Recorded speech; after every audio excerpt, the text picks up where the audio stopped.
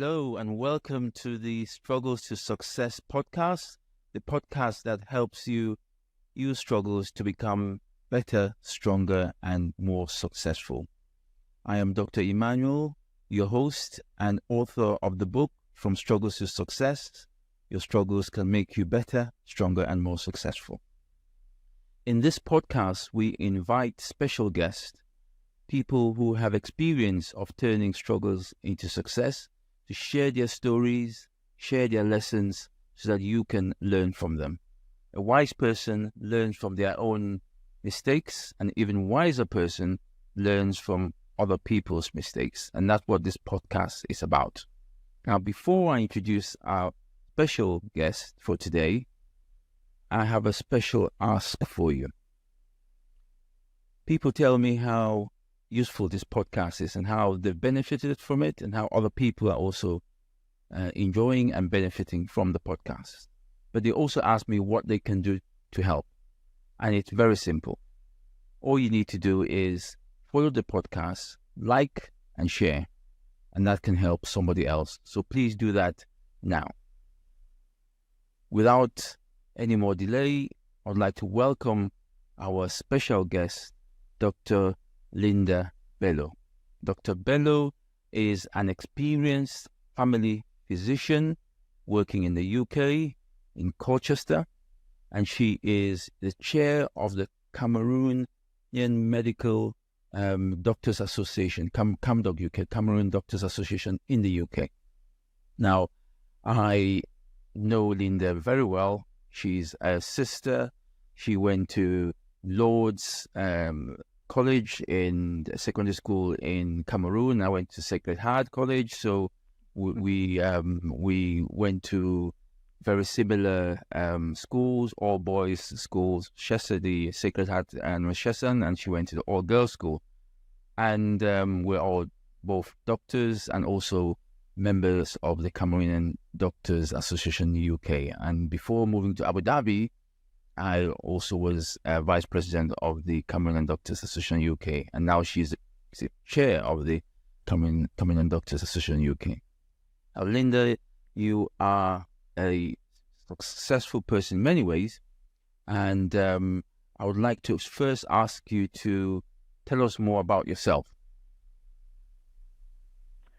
Thank you so much for that warm welcome, Dr. Nsutebu. I'm going to call you Emmanuel because you don't call me Dr. Linda, and I don't call you Dr. Emmanuel. So, in fact, we call you Emma, don't we? So, Emma, thank you so much for that warm introduction. It's such a pleasure. So, I was saying that when you asked me to come on the podcast, I was happy. I was like, oh, wow.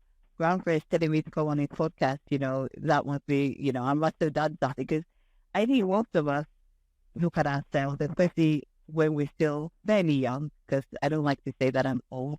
We're still fairly young, for someone to invite you to their podcast called Struggles to Success, and that you're successful, it's one of those things. So, I would say that you're my grandpa in many ways, not only are you a bit older than me, let's say a bit older than me, you've also achieved a lot of things in your career clinically, in terms of what you did in Liverpool, and also your book, which I've read a few times, and obviously having this podcast. So I'm really grateful that, you invited me. So what about me? You've introduced me already as the chairperson of CAMDOC UK, but first and foremost, I'm the eldest of, I need to count all my siblings, because technically I'm an only child, but I have one sister. Actually, I have two sisters. One sister from my mom's side, and then I also have 7 other siblings from my dad's side. So I am the oldest. So as back home, the oldest has to be the person that sets the pace for everything. So I have always been what we call the pace setter in my family, and that's how it has been. So I was born in the UK, and my parents moved back to Cameroon And unfortunately, when they did move back, they separated, or they divorced, and that was the beginning of, I wouldn't say a struggle, but we grew up in the time where if your parents were not together, you felt like you'd done something wrong. And that was one of the things that I grew up with in my life, thinking, oh my God, was it something I did? But luckily, I have parents that they were friends. So I had times where I spent with my dad and times where I spent with my mom. But they were both able to work together to also make me go to good schools. So you mentioned Board, which is a all-girls school in Bamenda in Cameroon. But also before that, I went to PNU Yaoundé. And after that, I went to St. Joseph's School in Bogota. And when I moved there, the first term, I actually scored, I had 20 out of 20 in all the exams. And they said, oh, this girl is too intelligent. And it's just because well, I'm not going to tell my teachers at Bogota that, but I think in PNU, I had learned a lot there, and when I came, so I was skipped a year, and from that time, everyone in the family said, "There she is. That's the pace setter. She's very intelligent, and this is, you're going to be a doctor." So that's when, from primary school, I don't think I woke up one day saying I wanted to be a doctor, but as soon as that happened, they said, "Oh, degree." Because my country name, as they say, is Greece, and they Greece is going to be a doctor. And from then on, I felt that I had to be excellent, even if I didn't want to be excellent. I'm the firstborn. There's no medical doctor in the family.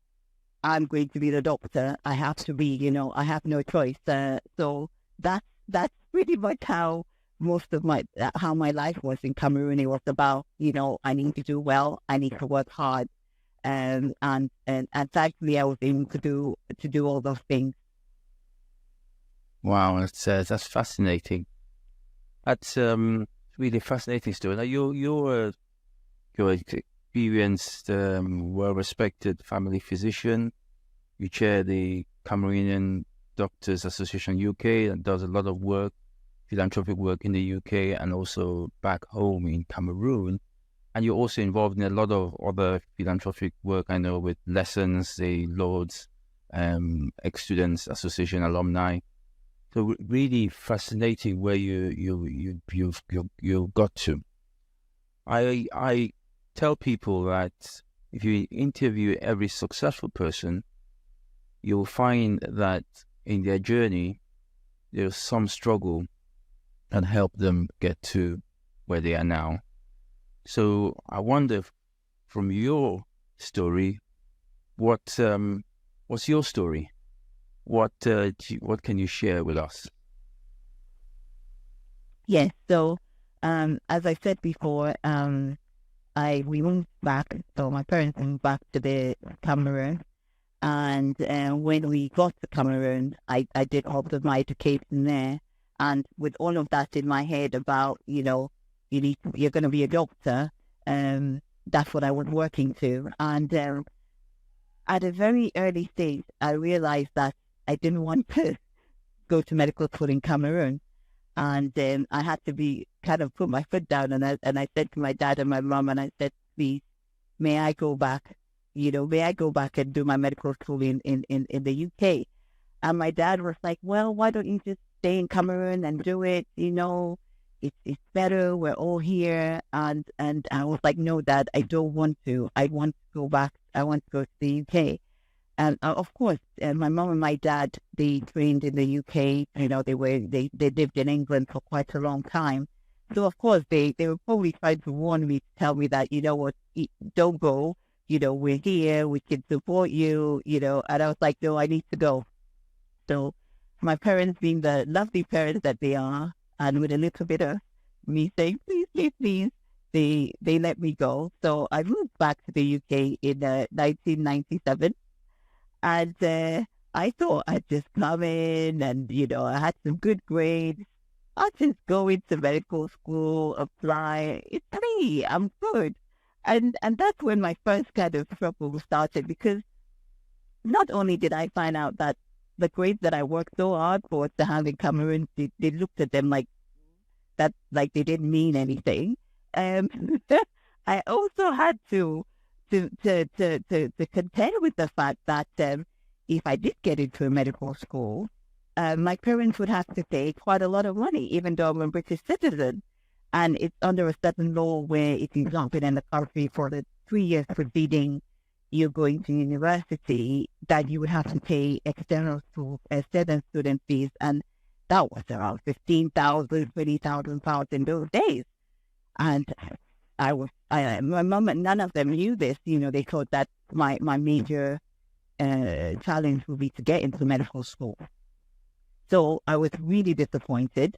Obviously, you come in and you also have to start working. You've been living quite a cushy life in Cameroon with perhaps maybe even a house girl or a few things. You don't have too many things.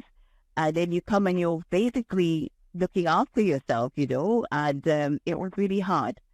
And at that point, my dad was like, well, you don't ask me a doctor. My mom was like, oh yeah, you can just do another degree. We can pay for that degree, just medicine that costs a lot. And I was like, no, I think I want to be a doctor. But to make sure that actually that's what I wanted to do, I decided that I would do some volunteer work. Because obviously if you want to work and you don't have to be paid, you can easily get that, right? You just have to fill a few forms and things like that. So I remember my first so the easiest thing to do is to be like a care worker, right? So I had a shift in the hospital, and I was, we were changing the beds and caring for this patient, and the doctors came around for the ward round, and I kind of heard, and I was looking, and I could see how they were doing the management plans and things, and I said, you know what? All this time, I really just thought that I was going to be a doctor because other people had said it. I actually think that I want to be. I feel very comfortable in this environment.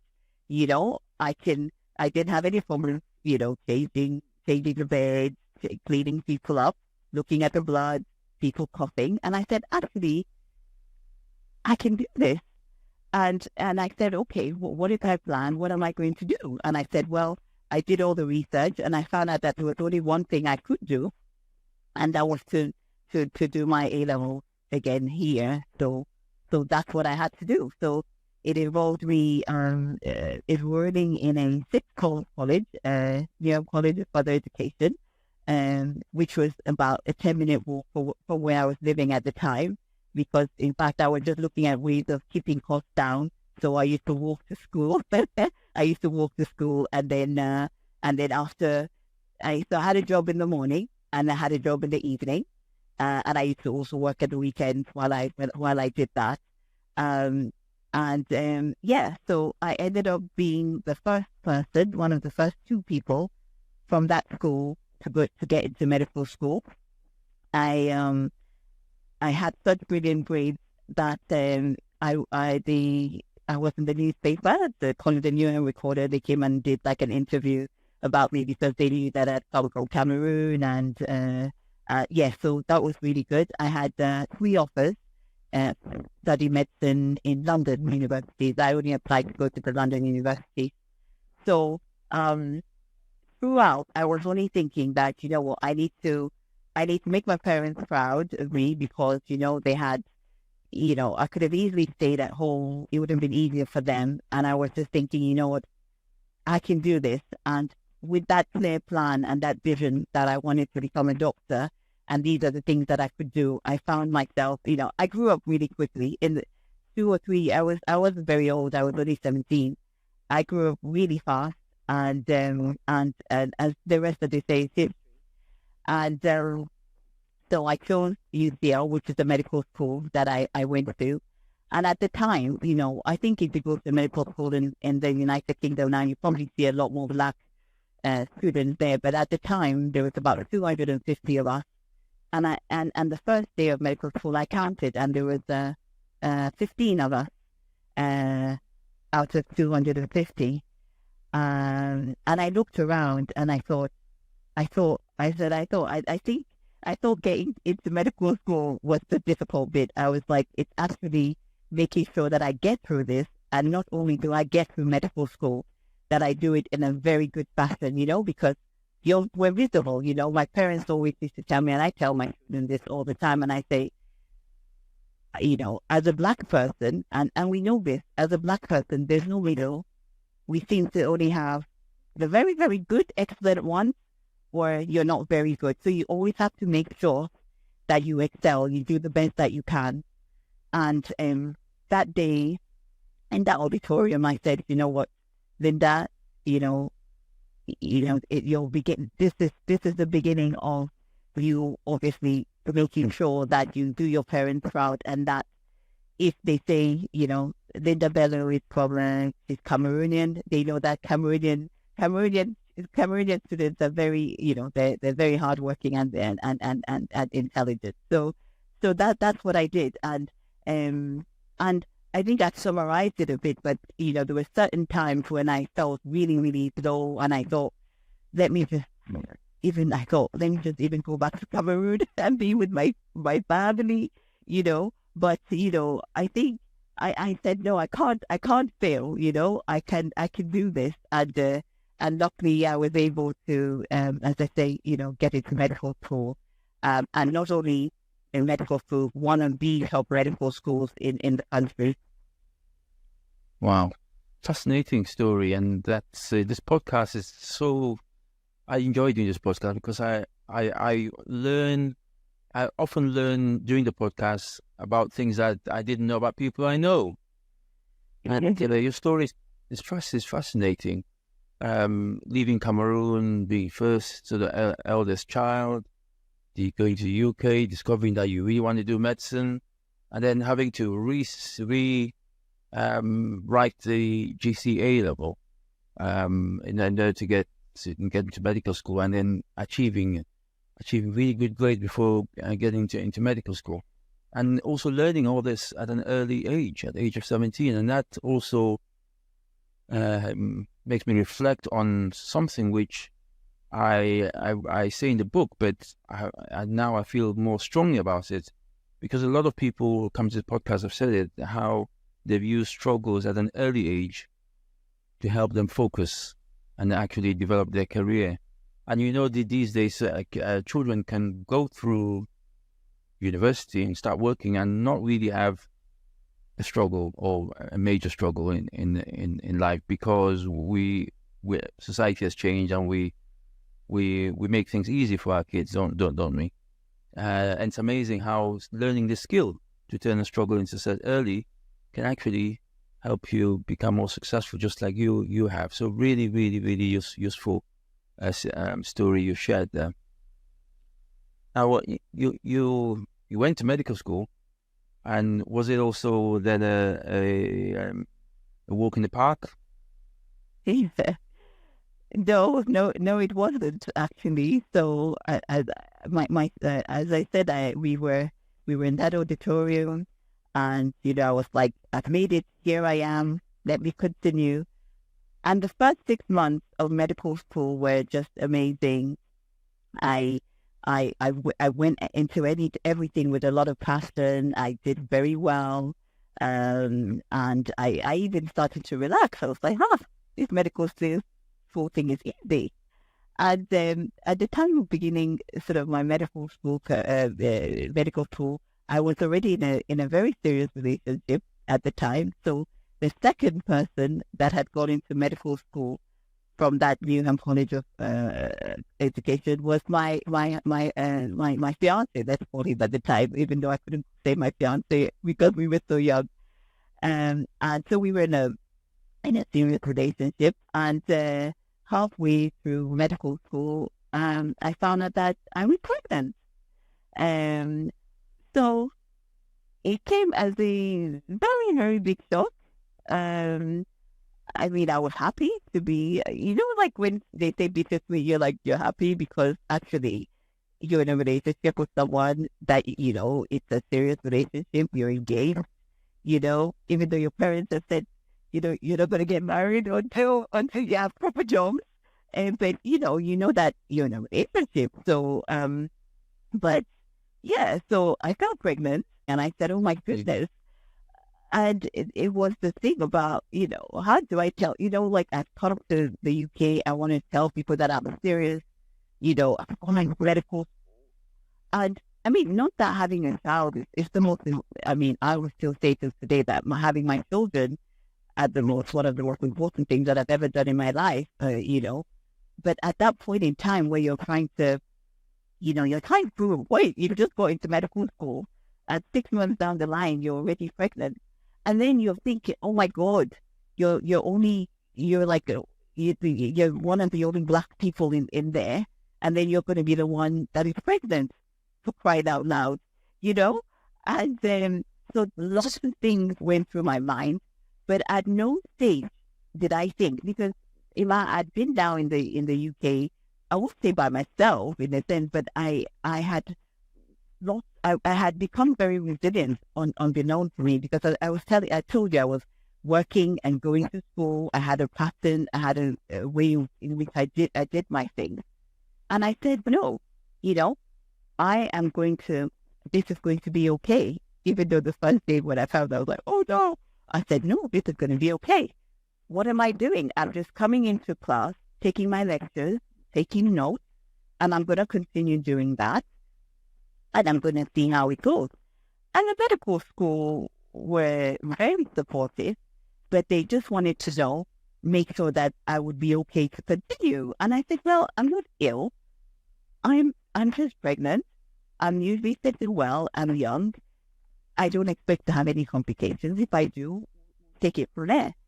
So I ended up, I didn't take any time off. I finished the first year. I had my son came the Saturday. So we broke up for Christmas holidays on the Friday, December the 15th.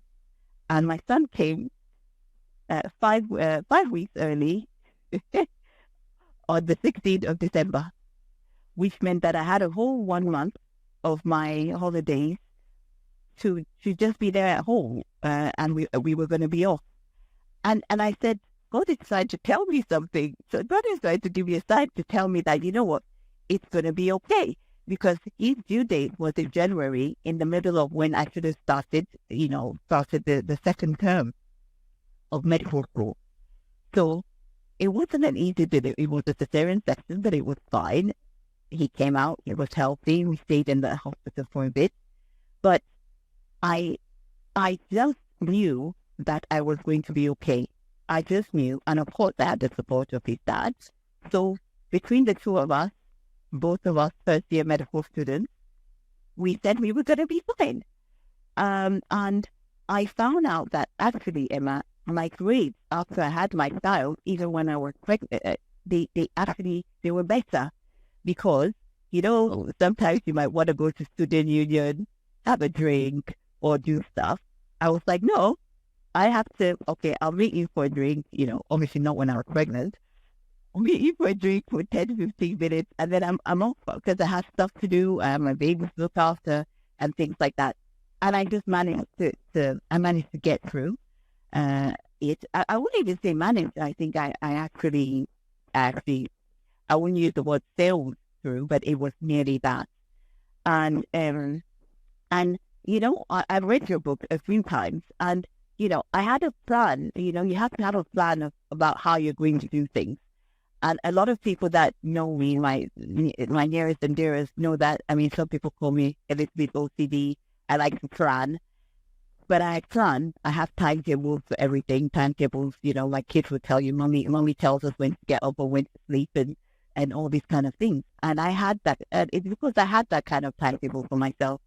And that's how I did it. And at the end of the first year, the second year, when we had our grades and I did very well, the dean asked me, he said, Linda, we thought you were going to take time off. How did you do it? And I said, well, you know what? I was confident in myself also, and I had the support, no man is an island, so I had support as well. But, it was very tempting to just say, no, I can't do this because I'm having a child or anything like that. But I think that the fact that I was resilient through the role, it hadn't been, since I'd been in the UK, it wasn't like getting up and, I had to be very strict in how I did things. And I think that's how it helped. And when I had my baby, it was the best day of my life, actually, one of the best days of my life, being a mother. And, feeding him and reading my book and reading some of the things, I felt, I felt really proud, and and I actually tell, because I have two children. My second child I had while I was a doctor, and I say to my friends, and I say, you know what, having my son in medical school was even a bit easier than obviously when I was already working as a doctor. So it's and I also think sometimes when people challenge you and they think, oh, you can't do something, it actually gives you a lot of that fire to say, you know what, no, I can do it, and I think that's what kept me going. And also, I keep going back to the fact that I'm the first born child, right? I have to set an example. I have to set an example, to my little ones. They're not so little now, but set an example and obviously try and make my parents proud of me. And that's what I was looking at. And and I hope they are. Well, at least they told me they are. Wow. What a story. What's your son's name? And my son is called Junior. Junior. Junior. Junior. Yes. And you were born on the 16th of December. It's yes. December just before Christmas. What a blessing! What a blessing! God is with us just 1 week before Christmas. Yes. That's a fascinating story, well, your story makes me think of so many things. First, going back to your roots and being the first child and your inspiration, and we've gone back to that a number of times already in your story, and also how resilient you are, and how the things that you've had to go through at a younger age has actually made you resilient. A lot of people in that situation, being pregnant in medical school, would have probably suspended or had to say, I'm going to take a break from medical school, have the baby and return. But that instant drove you to work even harder. And as you said, your performance, academic performance was even better. You're already clearly, with your background and achievement as a very intelligent person, and with excellent grades at A level, as you said before, and getting to medical school. But you even made you better, and that is just amazing and inspirational for those that are listening. Sometimes the things that happen to us, which we may consider struggles, actually lead us to the path of better things if you can use it in your favor. And that is the essence of this podcast. So thank you so much for sharing that, really. And I'm sure it's going to inspire a lot of young people, as well as inspire a lot of older people. Really, really fascinating. I'm certainly inspired by that story. So you have your baby, you go to medical school, I guess, and become a GP, and then it's all sailing, and we're now where you are now. No, so as I alluded to, my husband at the time was also a medical student, and we both graduated 2006, and I actually decided to go into the pathway to become an anesthetist. So I was in my training. I started training as an anesthetist. By this time now, we have two children. Their dad is training to become a cardiothoracic surgeon, and we find that between the two of us, we don't know who is coming and who is going because of the shifts, the on-call, The anesthetist even has to be there before the surgeon has to be there. And I found that I was spending less and less time with my kids, and all our money was just going on getting au pairs and nannies. So their dad at the time then got a training post to do his cardiothoracic training in Plymouth. At the time, I was doing anesthetics. And we, when you rely on nannies and au pairs, sometimes some of them leave. In total, we had about 15. And sometimes you have to rush or pick one up and because one has left. And I just said, you know what, this is not sustainable. I mean, the breaking point was one Christmas when we both found out that we were going to be working, and we had to try and find a way to take our children to on Christmas Day. And I said, no, I can't do that. So I did then say I'm going to take a year off. And there's no such thing. And basically I came out of the anesthetic training, and I moved to Plymouth with the kids' dad. And of course, when I say took a year off, I was still working, so you have to pay the bills, right? But I was just doing a more sort of reasonable 9 to 5 job in the hospital with no night shifts and not working at the weekend. And I said to myself, and I said, and I had that sort of year, the first 3 months of just being able to sometimes I'll take my kids to school, come back, sometimes I can pick them up, have the weekend, do things with them. And I said, yes, I am already a doctor. Do I have to be an anesthetist? I remember in the auditorium the first day in medical school, they were saying 50% of you are going to be GPs. And like my friend and I, we were like, nah, that's not going to be us. We're going to be hospital doctors, in it. We're going to be hospital doctors. And I had that passion. If someone told me I was going to be a GP today, I would have told him, though, I love to do all the acute stuff. I was like, no, you people are going to be GPs. I'm not going to be a GP. I'm going to be a hospital doctor.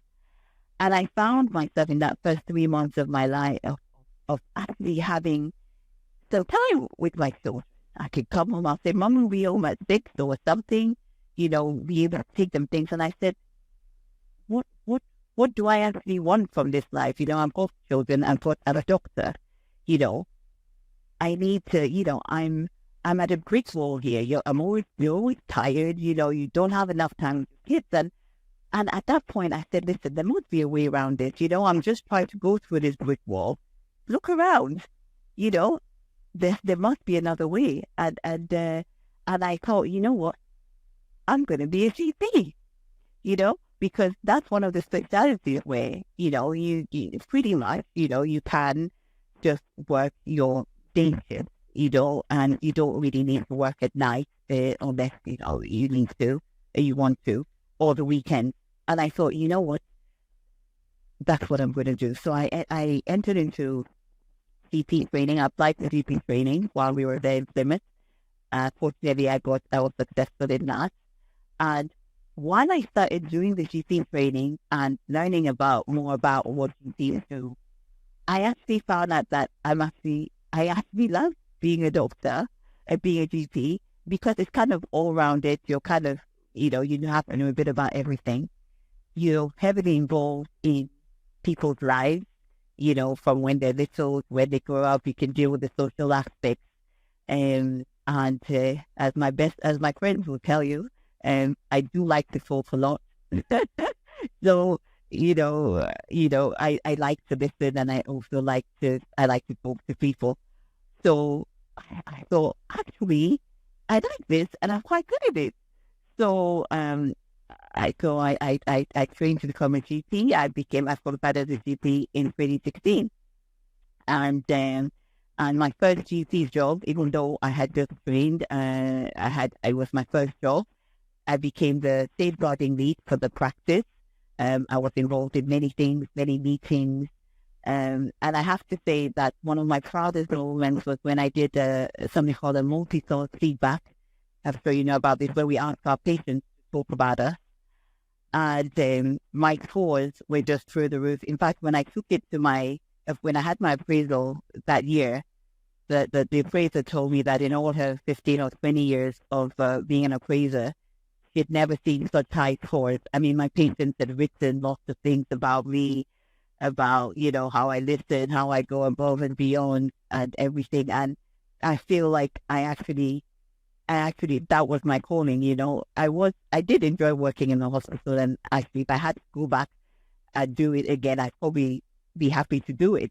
But as I am now, I don't see myself being anything else other than a GP, because it's a very busy job, but I really enjoy being a GP. And this would not have happened had I not gone to that phase of my life where I thought things are not working. I'm just going through this brick wall. I'm just going, and I'm not moving the way I want to move in terms of my family. And luckily, I was able to look around, and there was a door, there was a window. I went through that door, and this is how I ended up becoming a GP. And right now, they said, yes, I'm a salary GP, but I also do other work, and we would call it portfolio GP. Means that you do a bit of everything, so you can work remotely. I work remotely. In fact, I was doing a shift this morning from home, as well. I used to work out of hours as well. So you go in the car, visit people at home. And I'm also on the faculty of the Royal College of GP for the area that I am, and I participate in the board meetings to see how we can make things better for our colleagues. And I've been a GP now for a while. I said I qualified in 2016. So a good 8 years. And I think this year I decided that I have enough experience that I feel like I want to give back. And so I recently became a trainer to train the GPs. So you have a few GP trainees out there, so I'm going to start being involved in that. And I think it's also important that, I did tell you that in medical school, I looked in the room and there was only 10 of us. I have to tell you that the same is true in especially in certain areas in the UK, that you go to the practice and you might be the only Black doctor there, and some of the patients that come and see you are so happy to see a Black doctor, because of course we can understand them a bit more in some of the nuances. And I think that for doctors that are training to be able to have, if I do get a Black trainee or a trainee that is not white, that I might be able to give them another advice, personal advice and things, and it will be easier to see, if I tell them that if they see me in the position that I am, that will also inspire them. And then, I don't know if you've heard before that the GP exam, the clinical exams, there was a very high rate of international medical grad failure at this exam. And it's not because we're not clever. It was also just because of the communication issues, or in terms of nuances of the language, not knowing how the system runs. And I'm actually happy to say that a lot of these things are being addressed. So it's not the way it was when I was training. But I feel that having a trainer like me for these sort of, if I have somebody who has trained abroad that actually comes here to be a GP, that it would be very valuable. That it would be good for me to actually give them my experience, and I think I'm probably better placed to support them, if I say so myself. Wow, fascinating. And this, when we interview people like yourself on the podcast, everybody gets something different from the conversation. And what I see is struggles that have led you to a purpose, led you to fulfillment and giving back, with training and helping other people get into medical school, and also other Black people get into medical school and also become doctors and become successful doctors. But I also see, in addition to resilience, your ability to take struggles as opportunities. The first one when you were a carer in a hospital, and then realize, hang on, I can do this. I can be a doctor. I think I can do this. And then you went and reset the GCA level in the UK, despite excellent results from GCA level in Cameroon, and then use that again as an opportunity. And then when you were faced with the struggle of how can I train as a hospital doctor with a family, and all the challenges, you decided, actually, I'm going to pivot. I'm going to pivot and see this as an opportunity, and then train as a family physician, and then excel in it as well. And so it's really a really fascinating story of resilience, of how to use struggles as opportunities, and also how to be flexible. Your ability to pivot and to be flexible, and not to say, I'm going to do this whatever costs, and it's not working. And also having that clarity. I'm fascinated by the clarity to be able to say, actually, what's important to me. And at that point, important to you is family. My children are important, and spending time with my children is more important than having a career as a hospital doctor. And then you pivoted, and Francis, just fascinating. Not many people have that skill. And so I think a lot of people are going to learn from your experience, and that's exactly what this podcast is about. I want to also pivot a bit and move to the Cameroon Doctors Association UK, because I know the fascinating work you do with CamDoc UK as the chair of the association, and in Cameroon and also in the UK. And tell us a bit more about that, and perhaps has it also been any struggles with that, and how have you used that to make the organization more successful? Yes, thank you. So CamDoc UK. So you're a member, obviously. We're a group of Cameroonian doctors that work in the UK, but also Cameroonian origin. And in fact, I was a member of CamDoc UK from the time that I became a doctor, but I was quite dormant, and I only rejoined recently, 2019. And at the time in 2020, the elections were holding, and I got approached by some senior members in CamDoc to ask me if I would consider, being nominated for chairperson. And the people that came to talk to me, two of them are quite close to me. They're my grandpa and grandson, I'll call them. And it came at a... You know who I'm talking about. Yes, let me work with you. And they said to me, we think you'll do great. And I said, you're joking, right? And I said, I had just gone through, that year was one of the, I had just gone through a very, very difficult breakup of my marriage, which wasn't, as I said, from the beginning, you may have noticed that I'm someone that I really like to achieve and to be successful and do things. And having come from a family where my parents divorced, I was like, that's not going to happen to me, and unfortunately, it did. And at that period of my life, I was like, I don't think I was angry. I was just, this is not the right time for me. I don't have time to be. Okay, yes, I have time, but I don't have time to be, to be running an association.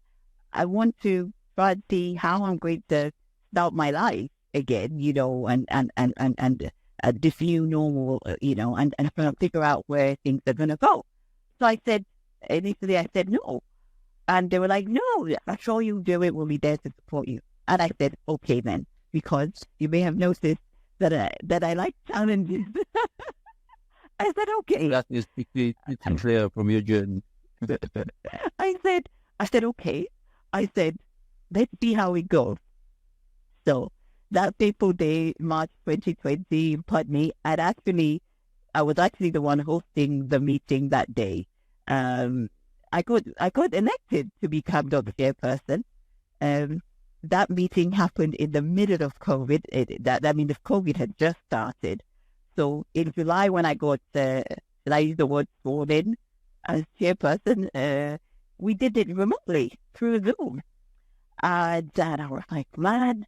And then we couldn't even have a gala that year. And I was like, man, I've taken this job and just everything is remote. It's even harder, We couldn't, you guys used to reach out before to the community by, obviously having days where you come, we'll do a bit of BLS, check some blood pressure. And I'm like, it's all remote.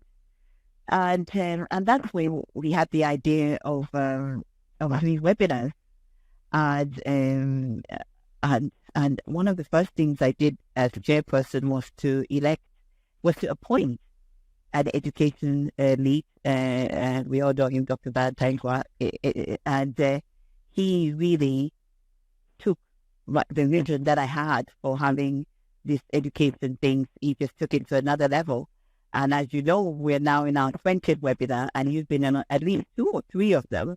And I'm sure you remember in the beginning we spoke a lot about COVID, and you had many brilliant folks about that. We helped our community about sort of telling them about the vaccines. And in fact, we even had one webinar where we were showing everybody that we'd had our vaccines.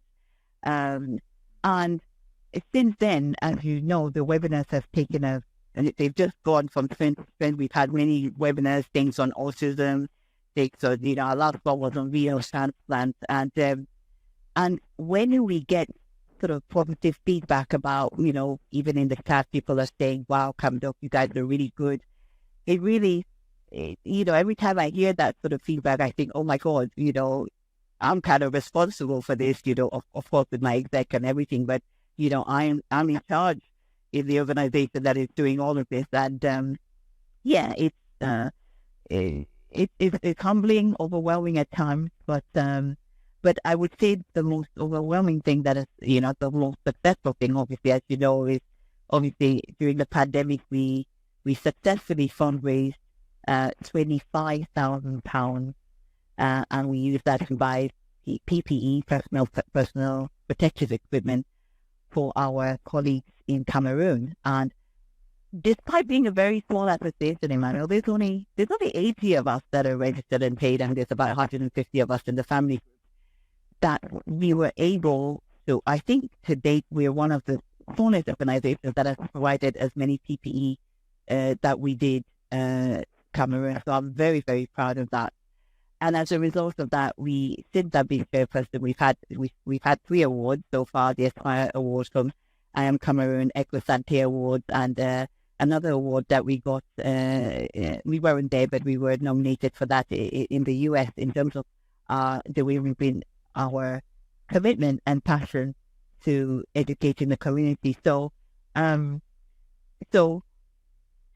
think when I decided to become chairperson, I spoke to somebody quite close to me, and I said to her, I was going to take it up, and she was like, she knew a lot about what I was facing, and she said, "No, I don't think you should do it. It's going to be really hard. You just need to get on with yourself and sort yourself out. It's a lot of work." And I said, "No, I think I can do it, though. I think I can do it." And when I sit here now and I look at all the things that we've achieved and all the things that we hope to achieve, and I also sit here having been elected for a second term, I'm very proud. Thank you. I'm very proud of it.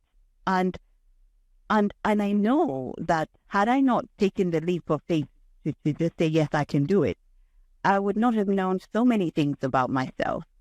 For instance, apart from the fact that I know how to talk, that I like to talk, I didn't realize that I'd be able to speak very naturally as a public speaker. And that has got better the more I've done it, obviously, as it is with everything. But that would have been part of myself that I would never have found out. Well, maybe I would have at some point in my life, but I would never have found out about this so early on if I did not take up that challenge to become the chairperson.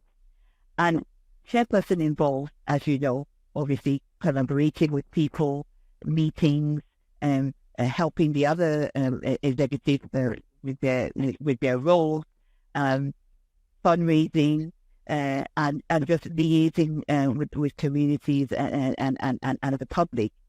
And I found out that I actually really enjoy it. It's very hard work. I mean, I can tell you that sometimes I can spend 20 hours on camera stuff. Sometimes in between my patients or in my lunch break, I'm texting people or asking them, "Did you do this? Have you done this?" You know.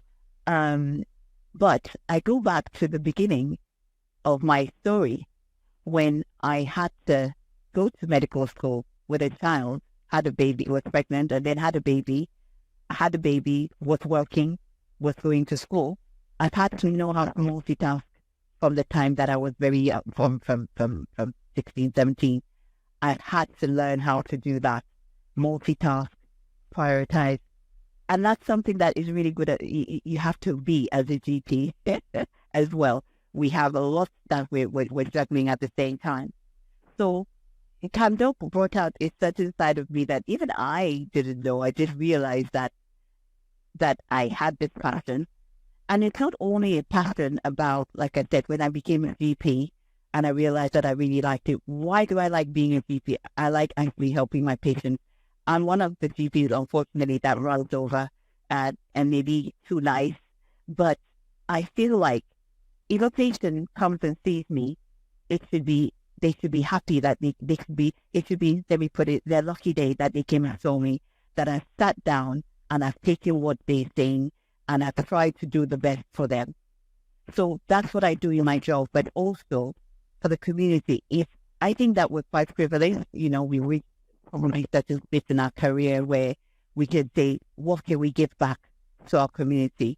And whatever amount of hours that I spend doing this thing, I do it with love. I say, I used to tell Uncle Val, we used to ask Uncle Val, being Dr. Val, that it's a labor of love for me, It's the same thing with my GP work that I do. We work lots of hours, more hours than we're contracted to.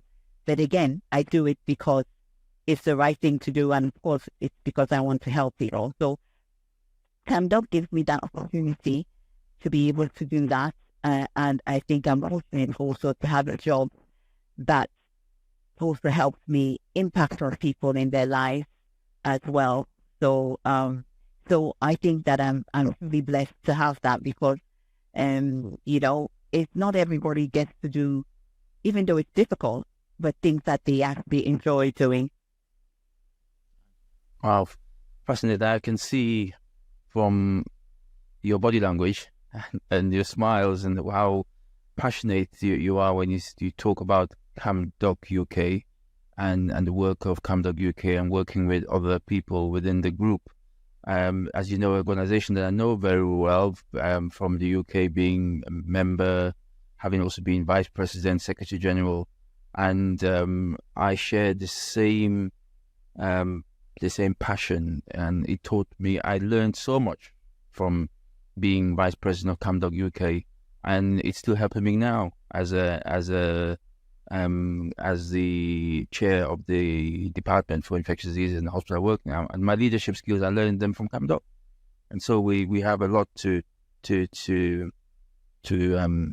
thank the organization. I also want to really reflect on a few things. So many things you've said, and I said a lot of people benefit from what you've just shared. For me, I really was fascinated by the ability to listen to others, because other people told you could do it. You didn't think you could, but you listened to other people. Other people were seeing they actually had faith in you. Yeah. And you were able to also listen to other people, and that's really important because we don't always. And then you took the opportunity despite the challenges, and that's a struggle. And at that point, you could have just said, "No, I'm not going to do it. It's too much." But you don't turn down the challenge. It would seem, and you took it on, and now see where you are. You've turned what was a struggle at that point into a success. And I have experience of being a member and also being part of the executive. And I've been really fascinated by the work that you have done as chair in the last few years for CamDoc UK, taking it to a completely different level with the executive. And so really, really thankful for your leadership of CamDoc UK and what has been done so far. What you mentioned is just the tip of the iceberg, because I'm aware of, in addition to the donations and fundraising, education, medical schools in Cameroon, medical missions that you've done in Cameroon, with the different members have gone to provide care and work with other organizations also to provide care, advocacy, and trying to improve policy and services in Cameroon. The huge amount of work that you do, all in spare time. If there is anything like spare time, to make a difference. So really thank you for sharing your stories. Thank you for all the work you're doing and keep doing it. And this in itself is giving back to people, because listening to your story is going to inspire people and also help them if they are also in a situation where they have a struggle, to use it positively. Now we're coming to the end of the podcast, and we have a tradition of asking the person who's a guest on the podcast to share a lesson. So if you're faced with a podcast, when you're faced with a struggle, what is one thing you should do and one thing you should not do from your experience? So if you're faced with a struggle, thing you should not. I won't think you shouldn't do. You shared already a lot of things. So but what is, in your opinion, one thing you should do, one thing you should not when faced with? Definitely don't give up. Don't bury your head under the sand and just sulk and just think that the world is going to end. I am a very holier than down, but I believe in God. I believe in God, and I believe honestly that whatever struggles that we're giving, and I'm going to use a word that you like to say, it's a gift. All the struggles so far that I've had have turned out to be gifts. So when you get that struggle, just think there is going to be a gift there somewhere. So don't throw it away. Face it, get through it, and at that time when it happens, it looks like there's a cloud, and I'm using all the cliches now, but there is always a silver lining there. So definitely look at it as an opportunity for you to improve yourself, for you to become a better version of yourself. Because honestly, if I hadn't had all these struggles, I would not be the person that I am today. I think the version that I am of myself today is a much improved version because of those struggles. And also, as I said, they always say, God, I'll speak in pidgin, God made a game in there where you nothing handle. So if you have it, it's because you can handle it. So look at it that way. And what you should definitely not do is just put your head in the sand and just, and it's very easy to get depressed and very low in mood.